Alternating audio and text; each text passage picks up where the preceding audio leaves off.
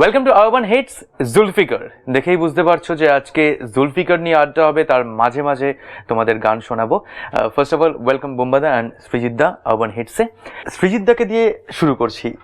বোম্বাদা, যে দুটো ট্র্যাজেডিকে তুমি মার্জ করেছো, আবার একটা ক্যারেক্টারকে স্প্লিট করেছো, এই ইন্টারেস্টিং ব্যাপারটা নিয়ে যদি একটু বলো। মানে মার্কাস অ্যান্টনি দুটো ট্র্যাজেডিকে মার্জ করেছি, তার খুব বড় কারণ হলো যে ক্লাস 10-এ আমি যখন জুলিয়াস সিজার পড়তাম, আমার মনে আছে ওই ফ্রেন্ডস, রোমান্স অ্যান্ড কান্ট্রিম্যান স্পিচটার পর মার্ক অ্যান্টনি যে স্পিচটা দেয় সিজারের মৃতদেহের ওপর দাঁড়িয়ে, মানে সামনে দাঁড়িয়ে, সেই স্পিচটার পর না কোথাও একটা গিয়ে নাটকের মোমেন্টামটা আমার কাছে পড়ে যেত।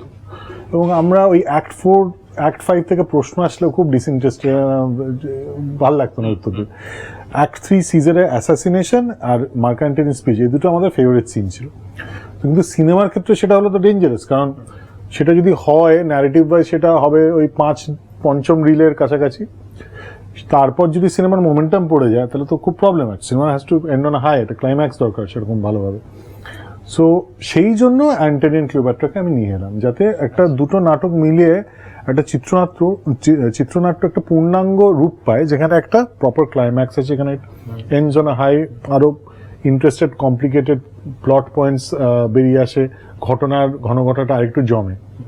সেই জন্য দুটো নাটককে একসাথে নিয়ে আসা, এবং এটা আনতে পেরেছি তার খুব বড় কারণ হচ্ছে দুটো নাটকের ক্যারেক্টার মানে চরিত্রাবলী কমন। ওখানেও অ্যান্টনি, এখানেও অ্যান্টনি, ওখানেও অক্টেভিয়াস, এখানেও অক্টেভিয়াস, ওখানেও লেপিডাস, এখানেও লেপিডাস। সিজার অবভিয়াসলি মারা যায়, জুলিয়াস সিজার, ওখানে তার মেনশন আছে। ক্লিওপ্যাট্রা, যে জুলিয়াস সিজারে নেই কিন্তু অ্যান্টনি আর ক্লিওপ্যাট্রা আছে, সে আবার সিজারের রক্ষিতা ছিল, সে আবার অ্যান্টনির প্রেমিকা। সো এইবার খুব কমপ্লিকেটেড একটা ব্যাপার হয়ে গেল। হ্যাঁ, এবার তার মানে কি হলো, এবার এই অ্যান্টনি আর ক্লিওপ্যাট্রা 15 বছর পরের ঘটনা, জুলিয়াস সিজারের 15-20 বছর পরের রোমান সাম্রাজ্যের স্থিতি নিয়ে অ্যান্টনি আর ক্লিওপ্যাট্রা। সো এই 15 বছরটা যদি আমি বার করে দিই, এবার পুরোটাকে একই টাইম স্পেসে নিয়ে আসি, তাহলে একটা খুব ইন্টারেস্টিং ত্রিভুজ তৈরি হয়। কি না, অ্যান্টনি, সিজার আর ক্লিওপ্যাট্রা। যেখানে অ্যান্টনি সিজারের প্রচন্ড লয়াল একজন বন্ধু, যে সিজারের মৃত্যুর প্রতিশোধ নেয়, যেটা জুলিয়াস সিজার। আবার সে ক্লিওপ্যাট্রার প্রেমিকও, ক্লিওপ্যাট্রা আবার সিজারের মিস্ট্রেস। তো এই যে ইন্টারেস্টিং ত্রিভুজ একটা নতুন মাত্রা তৈরি করলো, সেটা এই মার্জারের ফলে হলো। কিন্তু মার্জারের ফলে আরো গন্ডগোল কয়েকটা জিনিস হলো, যে অ্যান্টনি প্রচুর অ্যাসপেক্টস বেড়ে গেল। একাধারে সে পলিটিশিয়ান, সে প্রেমিক, সে অ্যাম্বিশাস, সে রুথলেস, সে খুব ভালো ওরেটর, ভালো বক্তৃতা দিতে পারে।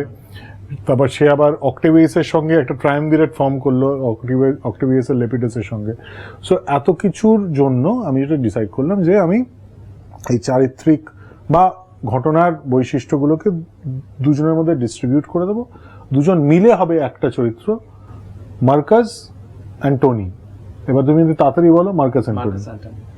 সো আমার খুব জিজ্ঞেস করতে ইচ্ছা করছে, ক্লিওপেট্রা